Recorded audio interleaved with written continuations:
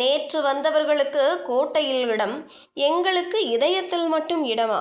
OG உடன்பிறப்புகள் குமுறன்.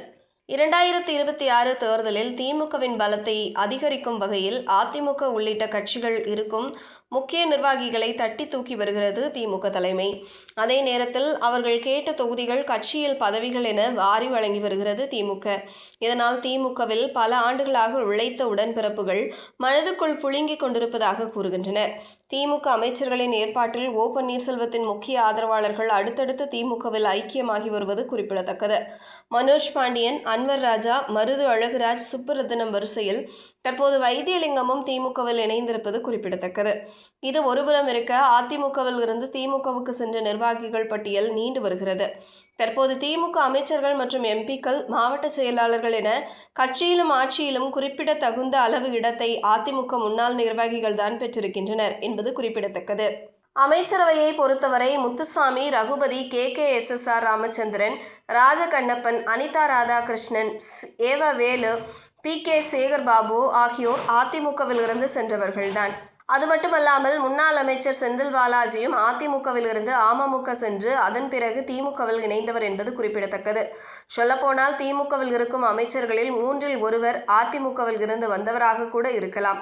இதுதான் இப்போது திமுகவில் புகைச்சலை ஏற்படுத்தி இருக்கிறது. மாற்று கட்சிகளில் இருந்து வரும் VIPக்கள் கட்சியை பலப்படுத்த ஆயிரக்கணக்கான தொண்டர்களுடன் வருவதில்லை என்று வெளிப்படையாக விமர்சிக்கின்றனர். அவர்கள் திமுகவில் இணைவது கொள்கை அரசியலுக்காக அல்ல, தங்களது சொத்துக்களையும் அரசியல் செல்வாக்கையும் எதிர்கால பாதுகாப்பையும் உறுதி செய்து கொள்ளவே என குற்றம் சாட்டுகின்றனர். இதன் விளைவாக பல ஆண்டுகளாக கட்சிக்காக உழைத்து வந்த பாரம்பரிய திமுகவினரின் தேர்தல் வாய்ப்புகள் கண்முன்னே நழுவி கொண்டிருப்பதாக வேதனையுடன் பதிவிட்டு வருகின்றனர்.